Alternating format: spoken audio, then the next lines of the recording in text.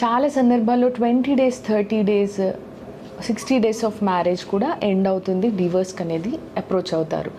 అయితే ఇటువంటి సందర్భాల్లో చాలాసార్లు మెన్ ఏమని అడుగుతూ ఉంటారంటే, మేడం ఇది 20 days or 30 days of marriage, ఆవిడ నాతో ఉన్నదే లేదు, why should I pay maintenance, and నేను అసలు యాలిమనీ ఇవ్వాల్సిన అవసరం లేదు, ఎందుకనంటే గొడవలు జరిగాయి, it's hardly only 20 days of marriage కాబట్టి నేను ఆవిడకి మెయింటెనెన్స్ యాలిమనీ ఎందుకు పే చేయాలి అని అడుగుతూ ఉంటారు.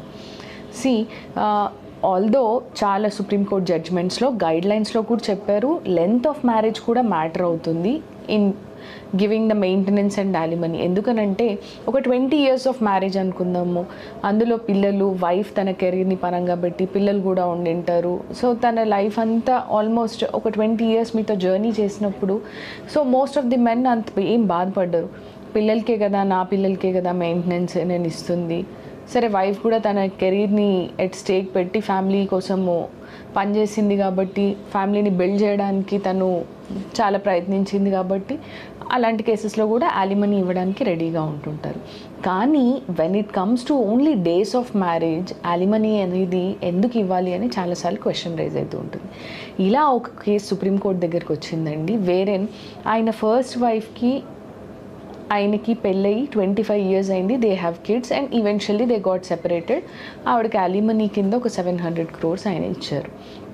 ఆ తర్వాత సెకండ్ వైఫ్ ఎవరైతే ఉన్నారో, ఇట్స్ హార్డ్లీ ఒక 30 days ఆఫ్ మ్యారేజ్లో she has asked 700 crores.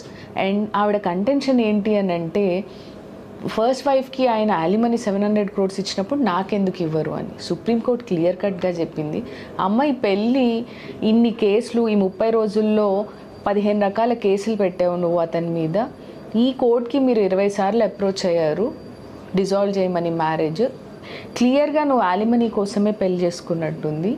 First wife scenario, నీ సినారియో వేరు, నువ్వు ఆమె కంపారబుల్ కాదు, ఎందుకంటే that's a long marriage, 20 years of relationship and they have kids, నీకంత యాలిమనీ ఇవ్వడం కుదరదు అని చాలా తక్కువ మీగర్ అమౌంట్ యాలిమనీ ఇచ్చి ఆ మ్యారేజ్ని డిజాల్వ్ చేయడం జరిగింది.